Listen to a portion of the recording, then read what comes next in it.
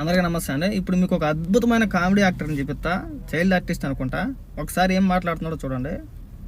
జనసంచారం అంతా కూడా బాగా పల్లెల్లో పట్టణాల్లో అంతా కూడా గుమికూడి సంతోషంగా సంబరాలు చేసుకునేటువంటి ఈ సమయంలో తెలుగుదేశం పార్టీ ఒక భారీ కుట్రకు తెరలేపింది. అదేంటంటే దగ్గర 3,000 మంది ఒక మేధావి ముసుగులోనో లేకపోతే ఒక కామన్ పర్సన్ లాగా జనసంచారంలోకి ఎక్కడైతే జనసంచారం ఎక్కువ ఉంటుందో బస్ స్టాండ్ల దగ్గర కావచ్చు, లేకపోతే టీ కొట్ల దగ్గర కావచ్చు, పార్కుల్లో కావచ్చు, వాకింగ్ ట్రాకుల్లో కావచ్చు, ఇలా సినిమా థియేటర్ల దగ్గర అయినా కూడా వీళ్ళు ఒక 3 నుంచి 4 వరకు ఒక గుంపుగా తయారు చేసేసి ఈ యొక్క చంద్రబాబు ఈ యొక్క పచ్చ సైనికులందరూ కూడా వదిలారు జనాలకి. వాళ్ళు వచ్చి ఏమంటారంటే బస్సులు ఎక్కి లేకపోతే ట్రైన్లు ఎక్కి ఆ జనసంచారంలో ఒకటి మొదలు పెడతారంట.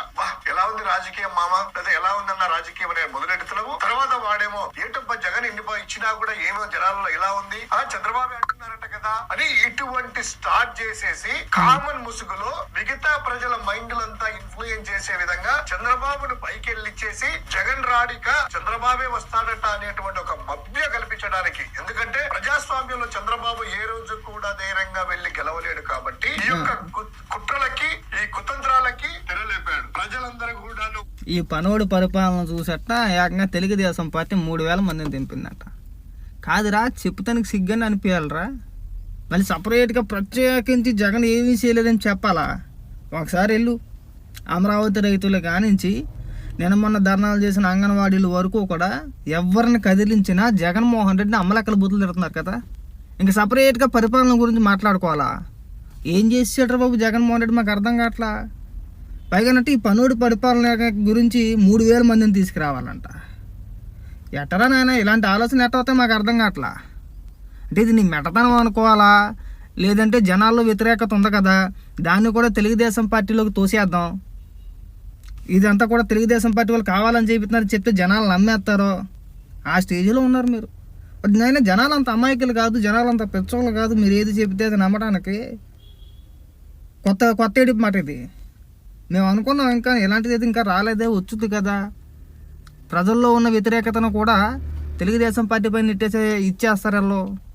ఆ ప్రచారం ఇంకా ఎందుకు మొదలు పెట్టలేదు అనుకున్నా కానీ వచ్చేసారు నువ్వా. ఏకంగా 3,000 మంది అంట. మీరేమైనా చేసింది ఏమైనా ఉంటే చెప్పుకోవచ్చు కదా. మీరు అధికారంలోనే ఉన్నారు కదా. 3,000 కాదు 30,000 మందిని దింపుకోపోని. జగన్మోహన్ రెడ్డి పరిపాలన అద్భుతంగా ఉందని చెప్పేసి అని ఆ జనాల గుమ్ముగూడిన స్థలం ఏదైతే ఉందో, ప్రదేశం ఏదైతే ఉందో అక్కడికి వెళ్ళి జగన్మోహన్ రెడ్డి పరిపాలన భయంకరంగా అద్భుతంగా ఉందని చెప్పి ప్రచారం చేయమను. 30,000 మందిని దింపుకొని 3,000 కాదు. అధికారంలో మీరే ఉన్నారు కదా. ఒకరిని కొడతారు వెళ్తేనే. జనాల మధ్యలోకి వెళ్ళి జగన్మోహన్ రెడ్డి పరిపాలన అద్భుతంగా ఉందని ఎవడన్నా అంటే కనుక అటు చెప్పు దెబ్బలు తినేసినట్టే. మళ్ళీ జగన్మోహన్ రెడ్డి అనే వస్తాడనే పదవి విన్నారనుకో ఖచ్చితంగా కొడతారు. ఆ రేంజ్లో ఉంది పరిపాలన. అందరినీ నాకించేశారు కదా. కూలి పని చేసుకునేవాడు కానించి మోటార్ ఫీల్డ్ కానించి మొత్తం అందరినీ నాశనం చేసుకుంటూ వస్తారు. ఏమని చేశారని చెప్పేసి అని మనం చేసిన అభివృద్ధి ఏదైనా ఉంటే చెప్పుకోవాలి కదమ్మా. అది మానేసి తెలుగుదేశం వాళ్ళు ఎలా చేస్తున్నారంటే మీ ఏడుపు వర్ణాతీతం. దాన్ని మన మాటలో వర్ణించడం కానివ్వండి.